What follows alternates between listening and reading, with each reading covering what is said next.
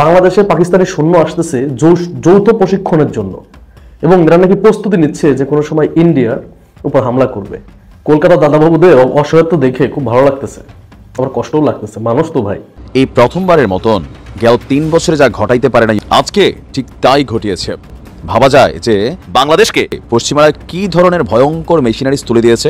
অবাক সারা বিশ্বই যে কিভাবে কি ঘটলো। আর ঘটনাটি ঘটেছে পাকিস্তানের সাথে সুসম্পর্ক তৈরি করা হওয়া উচিত বর্তমানের এই সরকারের একটা গুরুত্বপূর্ণ বৈদেশিক নীতি। শুধু একটা দুটো না, যত বেশি সেক্টরে এই সম্পর্ককে এগিয়ে নিয়ে যাওয়া যায়, স্থাপন করা যায়, সেটা ভবিষ্যতে বাংলাদেশের জন্য খুব ভালো হবে।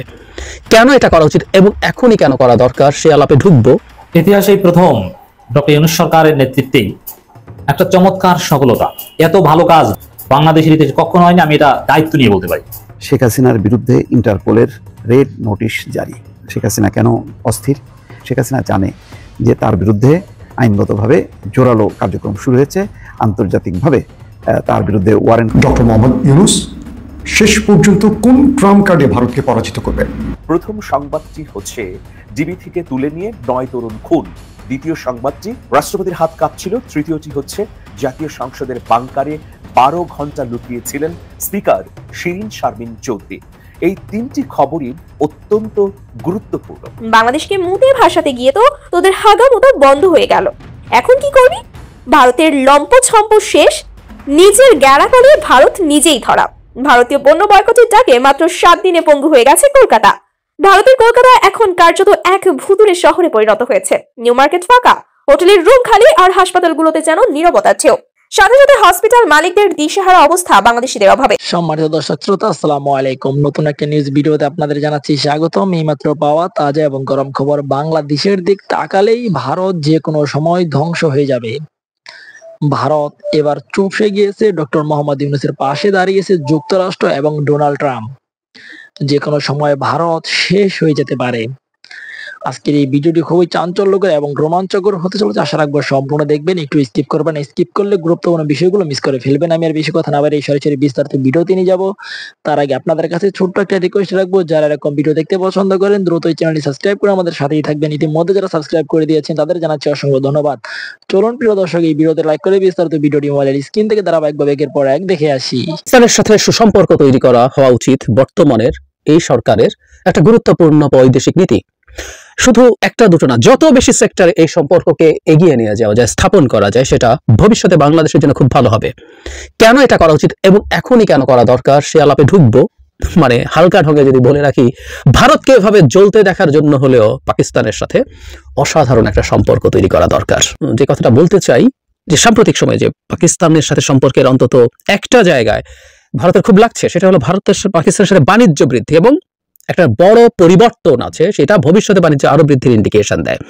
আগে যেটা হতো, পাকিস্তান থেকে পণ্য আমরা ইম্পোর্ট করেছি, কিন্তু সেটা অন্য একটা দেশ হয়ে আসতে হতো। এখন যেটা হচ্ছে, এবার দ্বিতীয় জাহাজটা আসলো, এর আগে প্রথম একটা জাহাজ এসেছিল, দ্বিতীয় জাহাজটা পাকিস্তান থেকে সরাসরি বাংলাদেশে ভিড়েছে এবং ওই যে বললাম, ম্যানুয়াল লেয়ার চেক করার অপশনটা নেই, ফলে পাকিস্তান থেকে পণ্য আমদানি সহজ করা হয়েছে। আমরা প্রায় শুনি না tariff and non tariff barrier, এটা একটা নন ট্যারিফ ব্যারিয়ার। আপনি এমন একটা পরিস্থিতি পাকিস্তান থেকে পণ্য আমদানিতে তৈরি করছেন যাতে আমদানিকারকরা আমাদের দেশের এবং পাকিস্তানের রপ্তানিকারকরা উৎসাহিত না হন, তারা নিরুৎসাহিত হন। এই নন ট্যারিফ ব্যারিয়ারটা যদি উঠে যায়, এই বাণিজ্য বাড়বে। ফের সেই জাহাজ করাচি থেকে চট্টগ্রামে এসেছে দ্বিগুণেরও বেশি পণ্য নিয়ে। যদি এর আগে পাকিস্তান থেকে চট্টগ্রামে পণ্য আনা নেওয়া হতো তৃতীয় কোনো বন্দরের মাধ্যমে, দ্বিগুণের বেশি পণ্য নিয়ে আসা হয়েছে এবং একটা তালিকা আছে কি কি আছে। অপরিশোধিত চিনি আছে এবং শিল্পে ব্যবহারযোগ্য বেশ কিছু কেমিক্যালস আছে, এগুলো ওখান থেকে ইম্পোর্ট করা হয়েছে। অবশ্যই অস্ত্র না। প্রথমবার জাহাজ আসার পর রীতিমতো বাংলাদেশে জাহাজ ভর্তি করে, 10 টাকার না, এবার জাহাজ ভর্তি করে অস্ত্র পাকিস্তান থেকে আনা হচ্ছে। আমি আগে একটা কথা বলেছি যে ভারতের কারো কাছে তুলে দেওয়ার জন্য বাংলাদেশ পাকিস্তান থেকে অস্ত্র কিনতে পারে। পাকিস্তান অস্ত্র শিল্পে যথেষ্ট উন্নত এবং আমি ধারণা করব, আমরা এটা বুঝতে পারি, পাকিস্তানের অস্ত্র বেশিরভাগই চীনা প্রযুক্তিতে তৈরি। চীনা বেশ উন্নত মানের অস্ত্র পাকিস্তানের চীনা প্রযুক্তিতে তৈরি হয়।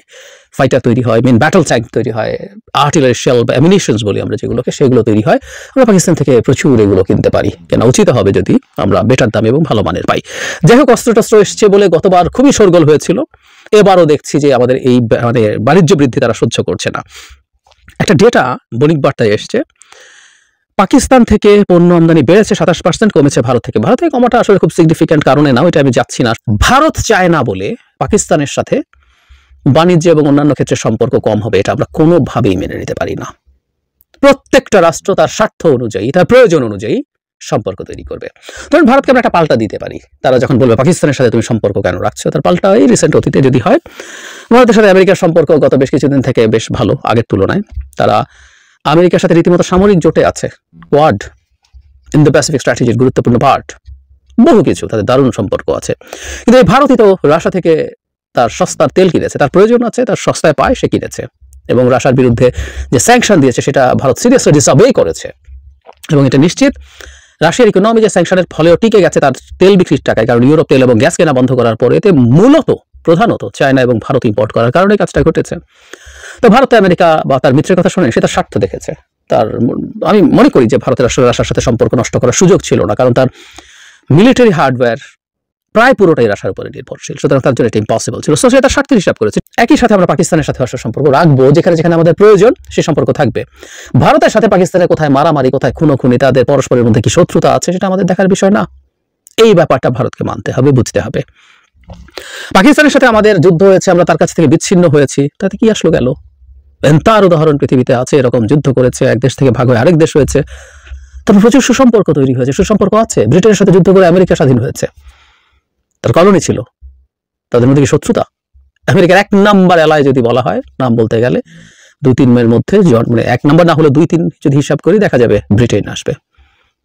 হয় এগুলো খুব অস্বাভাবিক, প্রচুর প্রচুর উদাহরণ আছে এরকম।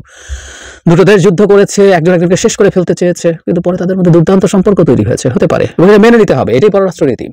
সুতরাং এই সরকারকে এই কাজটা এই কারণে করতে হবে এবং ভবিষ্যতে করতে হবে। ভারতকে, আমি বহুবার বলেছি, ভারতকে বাংলাদেশের সাথে তার সম্পর্ককে রিঅ্যালাইন করতে হবে। তার একটা গুরুত্বপূর্ণ পার্ট হচ্ছে ভারতের অপছন্দের যেসব দেশ আছে, বিশেষত পাকিস্তান, চায়না তো বটেই, তার সাথেও আমরা সম্পর্ক আমাদের স্বার্থ অনুযায়ী করব। আমাদের আমদানি রপ্তানি থেকে শুরু করে আর যেখানে যেখানে আমাদের কোঅপারেশন দরকার আমরা সেগুলো করব। ভারতকে নতুনভাবে বাংলাদেশের সাথে যখন সম্পর্ক সে আনবে, ঠিক করবে, রিয়ালাইন করবে, তাকে এই বাস্তবতা মেনে নিতে হবে। ওটা পিস অফ শিট, ওটা আবার দেশ নাকি? আমাদের ভারতবর্ষের লোকেরা একসাথে দাঁড়িয়ে পেচ্ছাপ করে দিল, মানচিত্র থেকে ভেসে বেরিয়ে চলে যাবে, ওটাকে আবার দেশ বলি? বাপ বাপই থাকে। আমি নিশ্চিত, মনে হয় বিজেপি নেতা শুভেন্দু অধিকারীর রক্ষিতা হবে, নইলে এরা আমাদের বাংলাদেশকে পেশাব সিট বলে কিভাবে? ভারতীয়দের আবার কোনো পেশাব সিট আছে নাকি? এরা তো সকাল হলে রেল লাইনের পাশে আগান বাগানে গিয়ে কাপড় উঁচু করে বসে পানির বোতল নিয়ে। আমরা বাংলাদেশিরা যদি তোদের কাছে পেশাব সিট হয়েও থাকি, তাহলে তোদের এত চুলকানি কিসে? দাদারা মনে হয় তোদের চুলকানি কমাতে পারে না, তাই বাংলাদেশের ভাইদেরকে তোরা পেশাব সিট বানিয়ে তোদের ওই জিনিস দেখাতে চাস। একবার চিন্তা করে দেখুন, কত বড় নির্লজ্জ না হলে একজন নারী হয়ে এভাবে মিডিয়ার সামনে দাঁড়িয়ে পতিতালয়ের পতিতার মতো কথা বলতে পারে। আসলে এরা তো ছোটবেলা থেকে রাস্তাঘাটে রেল লাইনের ধারে আগান বাগানে বসে টয়লেট করার অভ্যাস, তাই এদের কোনো লজ্জা শরম নাই। আমার তো মনে হয় এদের ধারে কাছে গেলে দুর্গন্ধ বেরোবে এদের শরীর থেকে, রাস্তার কুকুরও পালাবে এদের শরীরের দুর্গন্ধে। আর তোরা কথায় কথায় বলিস তোরা চাল পেঁয়াজ না পাঠালে নাকি আমরা বাংলাদেশিরা মরে যাব। আমাদের বাংলাদেশিদের প্রশ্ন, তোরা পাঠাস কেন চাল পেঁয়াজ?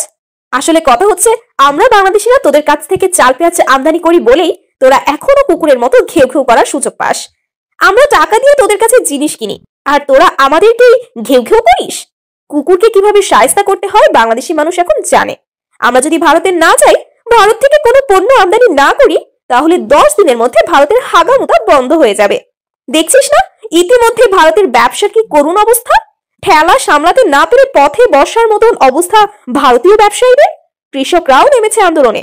এখন তো মনে হয় তোদের ইন্ডিয়ার রাজুদার 3টে পরোটা, একটা সেদ্ধ ডিম, আনলিমিটেড তরকারি বিক্রি করবে 10 টাকায়, আর ভারতের কৃষকরা তোদের উৎপাদিত আলু পেঁয়াজের দাম না পেয়ে রাজুদার দোকানের প্লেট পরিষ্কার করবে।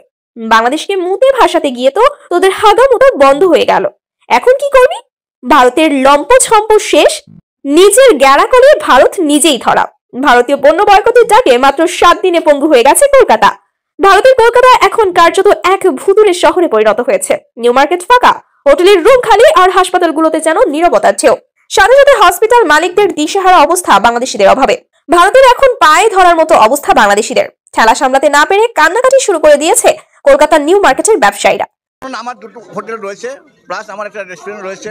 মানে মোটামুটি আমি কি বলবো, কয়েক লক্ষ টাকা আমরা এখন বর্তমানে আমি লুজিং এ আছি। আর হোটেল মালিকদের কি বলবো, তারা তো চাতক পাখির মতন চেয়ে থাকে কখন বাংলাদেশিরা আসবে এবং হোটেল ভাড়া দিয়ে খাবে। এমনকি তোদের এসব হোটেল মালিকরা বাংলাদেশিদেরকে নিরাপত্তা দেওয়ার কথা বলেও আসতে বলছে তাদের দেশে। মতন আমার সহপাঠীরা যারা আছে তারাও ডুবতে বসেছে। আপনারা ইন্ডিয়াতে আসুন, আপনারা কলকাতাতে আসুন, আপনাদের জন্য কলকাতা সেফ জায়গা। আবার তোরা বলিস আমাদের দেশ প্রস্রাব করে দিলে নাকি ভেসে যাবে। হ্যাঁ, আর ইদানিং আবার নতুন করে তোদের আরো এক ফুটো নেতা বলতে শুরু করেছে ভারতের পণ্য না গেলে বাংলাদেশিরা না খেয়ে মরবে। ভারতের পণ্য না গেলে না খেয়ে মরবে। এই তোদের মতো কিছু পিতৃ পরিচয়হীন অবৈধ সন্তান আছে বলেই ভারতের এখন এই অবস্থা। এছাড়া ভারতের কেন্দ্রীয় ব্যাংকের এক প্রতিবেদনে বলা হয়েছে বাংলাদেশি পর্যটক কমে যাওয়ায় ভারতের বৈদেশিক মুদ্রার রিজার্ভ হ্রাস পেয়েছে, পর্যটন শিল্পে বড় ধরনের আঘাত লেগেছে। বিশেষজ্ঞরা বলছেন যদি দুই দেশের মধ্যে সম্পর্ক দ্রুত স্বাভাবিক না হয় তাহলে ভারতের অর্থনীতি আরো বড় ধাক্কার মুখে পড়বে। দর্শকদের উদ্দেশ্যে প্রশ্ন, আপনারা কি মনে করেন দুই দেশের সম্পর্ক স্বাভাবিক করতে কি পদক্ষেপ নেওয়া উচিত? দর্শক, গুরুত্বপূর্ণ একটি খবর, শেখ হাসিনার বিরুদ্ধে ইন্টারপোলের রেড নোটিশ জারি। বুঝতে পারছেন সাম্প্রতিক সময়ে শেখ হাসিনা কেন অস্থির এবং বিভিন্নভাবে তিনি সংযুক্ত হচ্ছেন নানা দেশের প্রবাসীদের সঙ্গে, প্রবাসী আওয়ামী লীগের সঙ্গে, এবং সেখানে জোরদার আন্দোলন করতে বলছেন এবং বলছেন যার যা আছে তা নিয়ে ঝাঁপায় পড়ার জন্য, মানে আঘাত আসলে পাল্টা আঘাত করার জন্য। এই কথা বলার কারণ আছে, কারণ শেখ হাসিনা জানে যে তার বিরুদ্ধে আইনগতভাবে জোরালো কার্যক্রম শুরু হয়েছে, আন্তর্জাতিকভাবে তার বিরুদ্ধে ওয়ারেন্ট জারি হবে। সুতরাং সেই কারণে সে মরিয়া তার বিচার ঠেকাতে, কিন্তু সেই বিচার খুব দ্রুতই হবে। অনেকে আশা করছেন যে আগামী 3 থেকে 6 মাসের মধ্যে শেখ হাসিনার বিচার সম্পন্ন হবে, এবং সেই কারণেই অস্থিরতা, আর তার চাপে হয়তো ভারতও অস্থিরতা দেখাচ্ছে নানাভাবে। সাবেক প্রধানমন্ত্রী এবং আওয়ামী লীগ সভাপতি শেখ হাসিনার বিরুদ্ধে রেড নোটিশ জারি করেছে ইন্টারপোল। রোববার আন্তর্জাতিক অপরাধ ট্রাইব্যুনালের চিফ প্রসিকিউটর মোহাম্মদ তাজুল ইসলাম বিষয়টি নিশ্চিত করেছেন। তিনি জানান, রেড নোটিশ জারির মাধ্যমে হাসিনা সহ পলাতক আসামিদের ফেরত আনতে চায় সরকার। 10 নভেম্বর আন্তর্জাতিক অপরাধ ট্রাইব্যুনালের মামলায় ভারতে পালিয়ে যাওয়া শেখ হাসিনা ও পলাতক আওয়ামী লীগ নেতাদের গ্রেপ্তারে ইন্টারপোলের রেড নোটিশ জারির বিষয়ে পদক্ষেপ নিতে পুলিশ মহাপরিদর্শককে চিঠি দেন চিফ প্রসিকিউটর মোহাম্মদ তাজুল ইসলাম। পরে 12 নভেম্বর এক প্রেস ব্রিফিং এ আন্তর্জাতিক অপরাধ ট্রাইব্যুনালের চিফ প্রসিকিউটর মোহাম্মদ তাজুল ইসলাম বলেন, শেখ হাসিনা গণহত্যা, গুম সহ অন্যান্য মানবতা বিরোধী অপরাধে অভিযুক্ত এবং মামলার আসামি। তবে তিনি পালিয়ে গেছেন এবং বর্তমানে দেশের সীমানার বাইরে অবস্থান করছেন। এরকম একজন অপরাধীকে গ্রেপ্তার করতে বা তার বিরুদ্ধে রেড অ্যালার্ট নোটিশ জারি করতে আন্তর্জাতিক সংস্থা হিসেবে ইন্টারপোলকে চিঠি দেওয়া হয়েছে।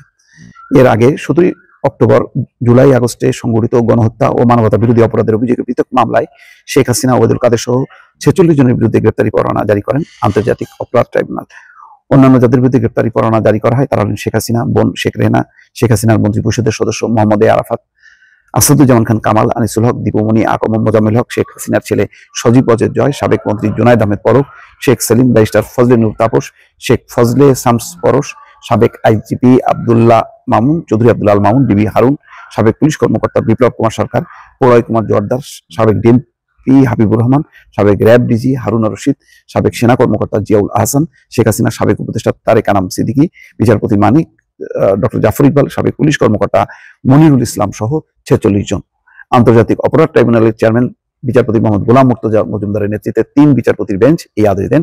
অপর 2 জন হলেন বিচারপতি মোহাম্মদ শফিউল আলম মাহমুদ এবং বিচারপতি মহিতুল হক এনাম চৌধুরী। দর্শক, নিঃসন্দেহে এই রেড নোটিশ জারিটা ভারতের জন্য এক ধরনের চাপ, যে ভারত এই পরিস্থিতিতে বিব্রত হবে নিঃসন্দেহে, এবং তারা তাদের অবস্থানে অটল থাকার চেষ্টা করবে। তারা বলবে যে তারা এই নোটিশ মানে না, কিন্তু ভারতের সাথে যে অপরাধী প্রত্যার্পণ চুক্তি আছে সেই চুক্তির আওতায় কিন্তু ভারত বাংলাদেশ থেকে তাদের অনেক অপরাধীকে নিয়েছে, আবার বাংলাদেশও নিয়েছে অতীতে। সুতরাং এখন এই বিষয়টি, যেই শেখ হাসিনা চুক্তি স্বাক্ষর করেছে ভারতের সঙ্গে, এখন সেই চুক্তির কিন্তু গেরাকলে পড়লো। অর্থাৎ এখন ওই চুক্তি অনুযায়ী শেখ হাসিনাকে ভারত ফেরত দিতে বাধ্য। বাংলাদেশে আসছে পাকিস্তানি সৈন্য প্রশিক্ষণের জন্য। আমি জানি না নিউজটা সত্য কিনা, যদিও এটা জানি যে ডক্টর মোহাম্মদ ইউনূসের সাথে যখন মিশরে আপনার পাকিস্তানের প্রধানমন্ত্রী দেখা হয়েছে, ডক্টর মোহাম্মদ ইউনূস কিন্তু একটা কথা আছে না, জাতে মাতাল তালে ঠিক, সালিশ মানি তাল গাছ আমার। তো ডক্টর মোহাম্মদ ইউনূস কিন্তু 71-এর কথা বলছে, যে 71-এ যে অমীমাংস ঘটনা আছে ওইটা মীমাংসা করতে বলছে 71-এর ব্যাপারে। যাই হোক, আমরা এটা জানি ডক্টর মোহাম্মদ ইউনূসের সাথে এইভাবে মিটিং হয়েছে, কিন্তু সামরিকভাবে যৌথ প্রশিক্ষণ দেবে এই ধরনের কোনো চুক্তি হয়েছে কিনা অ্যাকচুয়ালি আমি জানি না, আপনারা জানেন কিনা এটাও জানি না। দেখেন, গুজবের তো একটা লিমিট থাকে। বাংলাদেশে এমন কিছু ঘটনা ঘটতেছে যেটা আমরা জানি না, বাট ইন্ডিয়ার টিভি চ্যানেল, বিভিন্ন নিউজ পোর্টাল জানতেছে। তেমন দেখলাম আপনার G24 একটা নিউজ পোর্টাল দেখলাম, এটা নিউজ হয়েছে। পরে আমি দেখলাম যে আসলে ঘটনাটা কি। পরে ঢুকে পড়ে দেখলাম যে বাংলাদেশে পাকিস্তানি সৈন্য আসতেছে যৌথ প্রশিক্ষণের জন্য, এবং এরা নাকি প্রস্তুতি নিচ্ছে যে কোনো সময় ইন্ডিয়ার উপর হামলা করবে। মানে আমার মাথায় কাজ করে না, ইন্ডিয়ার সমস্ত পররাষ্ট্রনীতি এখন বাংলাদেশের দিকে ফোকাস করছে নাকি? হ্যাঁ, ইন্ডিয়ার সমস্ত পররাষ্ট্রনীতি এখন বাংলাদেশে ফোকাস করা, যে পৃথিবীর সব দেশ বাদ দাও, বাংলাদেশে মনোযোগ দেন, এটাই তো মনে হচ্ছে। যা হচ্ছে সবকিছু বাংলাদেশ নিয়ে, পার্লামেন্টে বাংলাদেশ নিয়ে কথা হচ্ছে, টিভি চ্যানেল বাংলাদেশ নিয়ে কথা বলতেছে, সবকিছুতেই বাংলাদেশ, সবকিছুতেই বাংলাদেশ। কেন ভাই? আমরা তো তেমন কিছু করতেছি না। ওই আমরা জাহাজ আসতেছে, আলু হেরা মনে করতেছে আসতেছে, মানে কি যাই বলেন আপনারা, অস্ত্র আসতেছে, আমরা আনতেছি পেঁয়াজ, হেরা মনে করতেছে পারমাণবিক অস্ত্র আনতেছে। হ্যাঁ, এই পেঁয়াজ যদিও পাকিস্তানের জন্য এক প্রকার পারমাণবিক অস্ত্রের মধ্যে কাজ করবে যদি বা ইন্ডিয়ার থেকে পেঁয়াজ না আনা হয়, এটা আমরা সবাই জানি।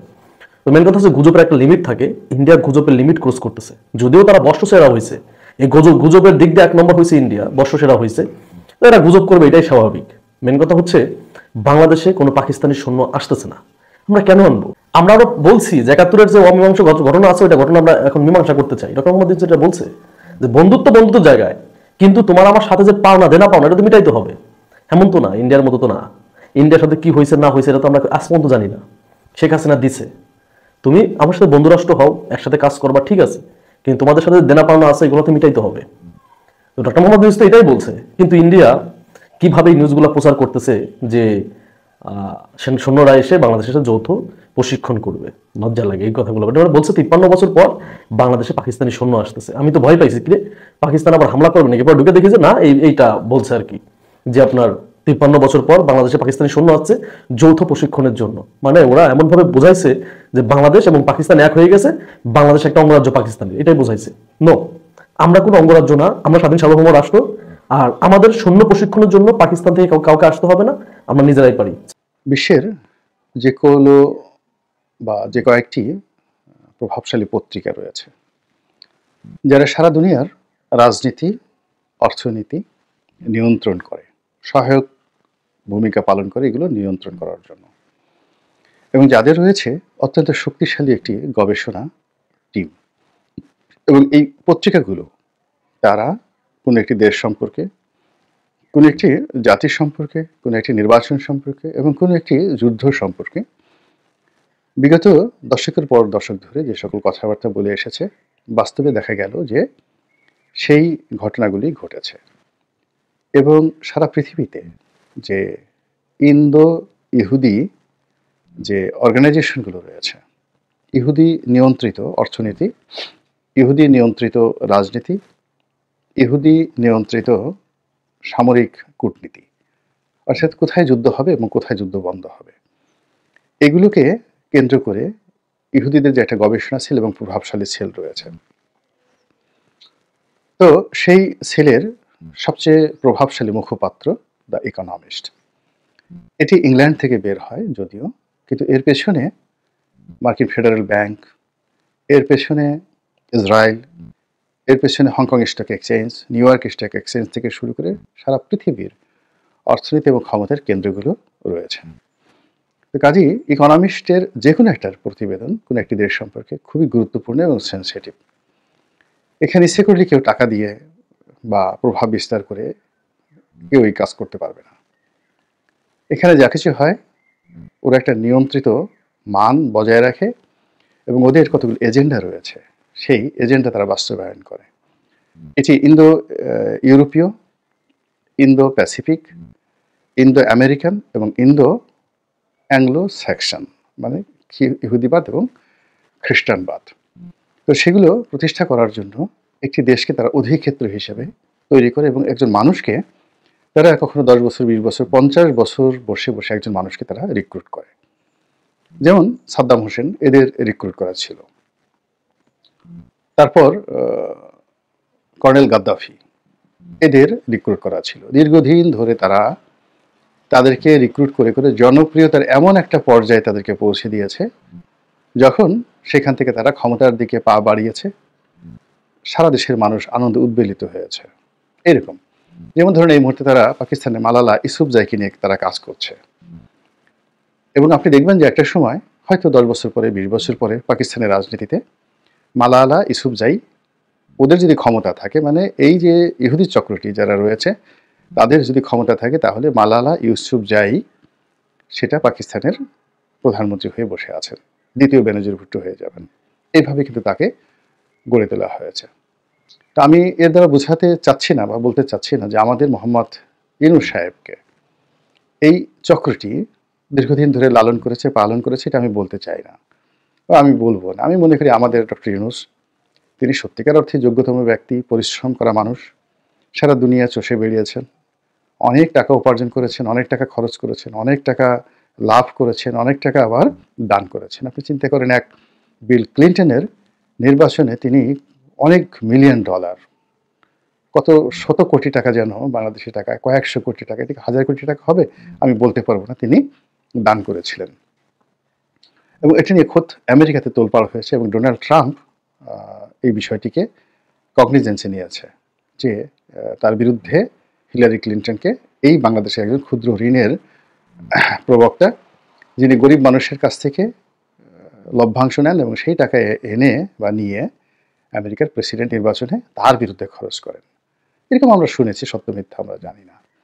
তো সব কিছুর ঊর্ধ্বে তিনি একটা নোবেল পুরস্কার পেয়েছেন, সারা পৃথিবীর মানুষ তাকে চেনে, অনেক পরিচিত জায়গায় তিনি বেশ গুরুত্বপূর্ণ ব্যক্তি। এবং আর যেটা হয় সেটা হলো এই মুহূর্তে তিনি বাংলাদেশের প্রধানমন্ত্রীর পদে আছেন, অন্তর্বর্তীকালীন সরকারের প্রধান উপদেষ্টা রূপে। তো উনি ক্ষমতা আসার পর একটার পর একটা বিপদ, এই বিপদ বলে শেষ করা যাবে না। আমেরিকাতে ওনার যারা বন্ধু তারা রাজনীতিতে ভালো করতে পারলো না, অর্থাৎ ডেমোক্র্যাটরা পরাজিত হলো, এবং সেখানে তার বন্ধু নয় আবার শত্রুও নয়, কিন্তু তাদের মধ্যে একটা দাকুমড়ার সম্পর্ক হয়ে যেতে পারে, যে কোনো সময় হয়ে যেতে পারে, এরকম একজন মানুষ, খ্যাপাটে, পাগলাটে, এবং যাকে বলা হয় উনি আমাদের বাংলাদেশের শেখ হাসিনার বা নরেন্দ্র মোদী সাহেবের ভারতের একেবারে কার্বন কপি। কেমন কার্বন কপি আপনি চিন্তা করুন। বিগত দিনে যখন তিনি একটু অসুবিধার মধ্যে ছিলেন, তখন ফেসবুকের মার্ক জাকারবার্গ তার ফেসবুক অ্যাকাউন্ট বন্ধ করে দিয়েছিল মেটার পক্ষ থেকে, এবং ডোনাল্ড ট্রাম্পের সমস্ত কর্মকাণ্ডকে মেটার পক্ষ থেকে প্রমোট করা হতো না, বরং আরও খারাপ অবস্থায় নিয়ে যাওয়া হচ্ছিল। ঠিক ওই সময়টিতে তার, এমনকি ওই সময়টিতে টুইটারও তার বিরুদ্ধে চলে যায়। তখন তার বন্ধু এই যে ইলন মাস্ক, তিনি এই টুইটারটা কিনে নেন, আর টুইটার কিনে নেওয়ার পরেই ডোনাল্ড ট্রাম্প একেবারে যাকে বলে সমস্ত মার্কিন মিডিয়াগুলোকে, যেটাকে উনি ফেক মিডিয়া বলেন, তো তাদের বিরুদ্ধে তিনি আবার শক্তিশালী হয়ে পড়েন। এবং এবারের যে নির্বাচন, সেই নির্বাচনে তিনি যখন একটা ভালো পজিশনে ছিলেন, তখন একেবারে বাংলাদেশের স্টাইলে, বাংলাদেশের বিএনপি আওয়ামী লীগের স্টাইলে তিনি সেই মার্ক জাকারবার্গকে হুঁশিয়ার দিলেন যে সে যদি তার কোম্পানি মেটাকে বা ফেসবুককে যদি আমার নির্বাচনে আমার বিরুদ্ধে ব্যবহার করে, তাহলে আমি যদি বিজয়ী হই, তাহলে তাকে বাকি জীবন জেলে কাটাতে হবে। বিশ্বাস করেন, আমেরিকার লোকজন যাই বলুক না কেন সামনে সামনে, এমনি কিন্তু ভিতর হাড্ডি। এতে মিস্টার জাকারবার্গ ভয় পেয়ে গেলেন এবং তিনি একেবারে পুরো মেটাকে নিউট্রাল করে দিলেন নির্বাচনের সময়টাতে। এবং যখন উনি জয়লাভ করলেন, তখন অনেক কাঠখড় পুড়িয়ে মিস্টার ট্রাম্পের সঙ্গে জাকারবার্গ তিনি দেখা করলেন। শুধু তিনি দেখা করেননি, আর অন্যান্য যারা রয়েছেন এই প্রযুক্তি দুনিয়ার রথী মহারথী, তাদেরকে সহ। এবং এই যে সামনে 20 তারিখে তিনি যে ক্ষমতা নেবেন, জানুয়ারি মাসের 20 তারিখে, এটির যে একটা অনুষ্ঠান হবে, সেই অনুষ্ঠানের খরচ বাবদ তিনি $1 মিলিয়ন মানে $10 লাখ তিনি দিয়েছেন। এখন 10 লাখের সঙ্গে আপনি 120 টাকা করে গুণ করেন, এই পরিমাণ টাকা তিনি ডোনাল্ড ট্রাম্পের সেই অনুষ্ঠানটাকে সাপোর্ট করার জন্য তিনি দিয়েছেন।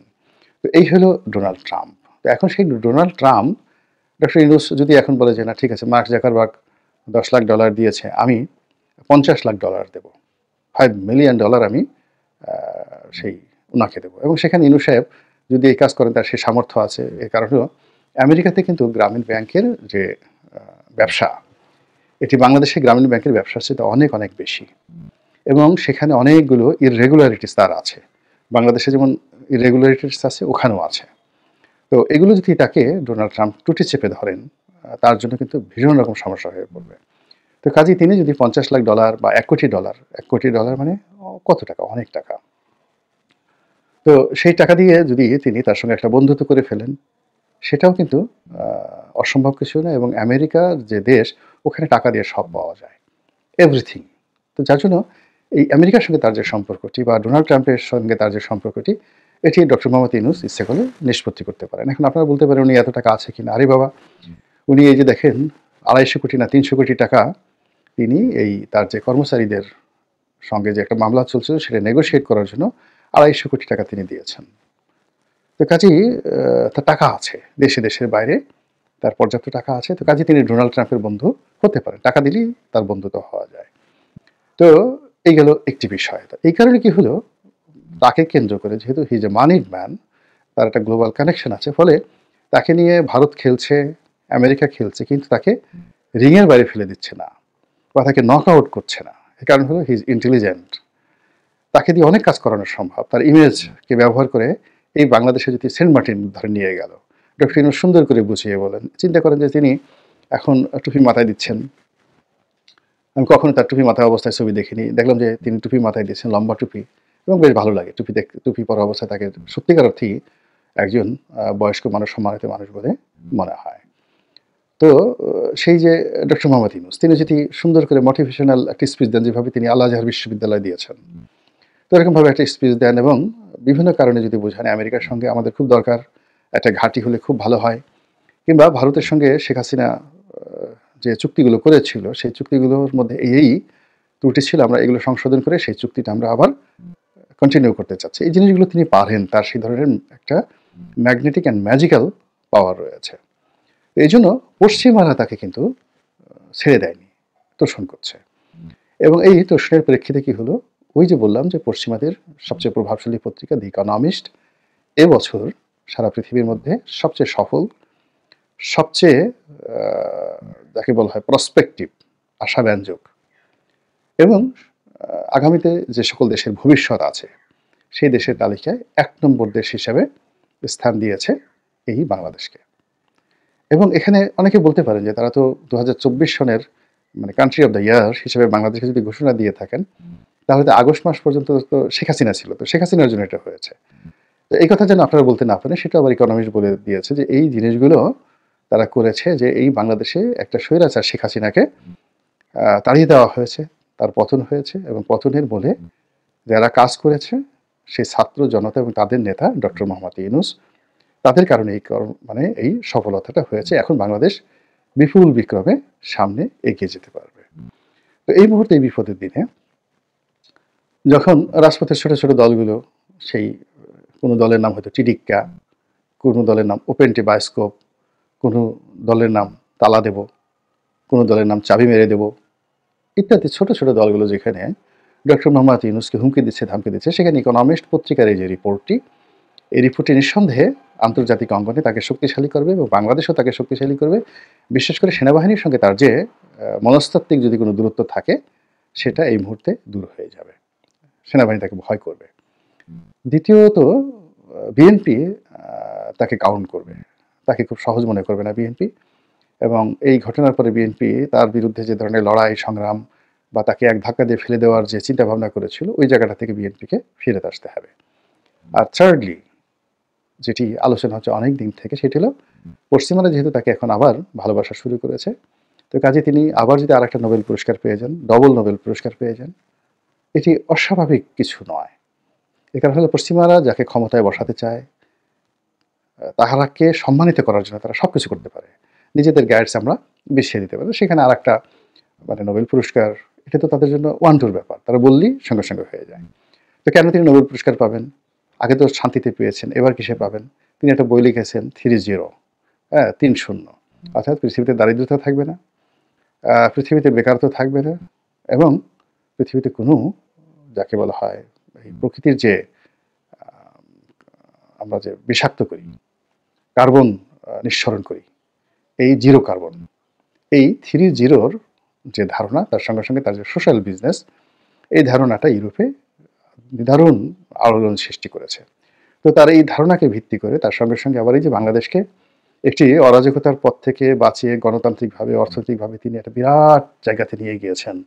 আমরা বাংলাদেশের মানুষ এখন আমেরিকার মতো সুখে আছি, শান্তি আছি। আমরা এখন ইংল্যান্ডের মতো বুক ফুলিয়ে সিনা উঁচু করে বলতে পারি আমরা এখন ডক্টর মোহাম্মদ ইউনূসের নেতৃত্বে সিঙ্গাপুরের চেয়ে উন্নত স্তরে চলে গেছে। আগে শেখ হাসিনা বলেছিলেন যে তিনি সিঙ্গাপুরকে ছাড়িয়ে গেছেন, এসব মিথ্যা কথা ছিল।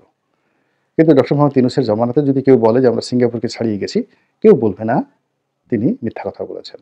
তো এরকম একজন মহামানবকে আরও মহিমান্বিত করার জন্য যদি পশ্চিমারা আর একটা নোবেল পুরস্কার দেয়, এবং আমরা যদি সারা বাংলাদেশে 1 মাস ধরে তার সেই নোবেল পুরস্কারের যে বিজয় র্যালি এটি 1 মাস ধরে কন্টিনিউয়াসলি চালাতে পারি, তাহলে আমাদের দেশের ইউনূস বিরোধী যে শক্তিগুলো আছে এগুলোর বেশিরভাগ লোকেরই ডায়রিয়া হয়ে যাবে, গুটি বসন্ত হয়ে যাবে, চিকেন পক্স হয়ে যাবে, এবং চিকেন পক্স মানে জল বসন্ত হয়ে যাবে, অনেকের সর্দি এসে যাবে, অনেকের আরও অনেক নতুন নতুন রোগ বালাই দেখা দিবে। আর ডক্টর মোহাম্মদ ইউনূস তার যে ক্ষমতার চেয়ার সেখানে তিনি আরও সুন্দরভাবে চমৎকারভাবে বসে তার রাজদণ্ড পরিচালনা করতে পারবেন। প্রিয় দেশবাসী, শুরু থেকে শেষ পর্যন্ত যারা এই ভিডিওটি দেখেছেন সকলকে জানাই অসংখ্য অসংখ্য ধন্যবাদ।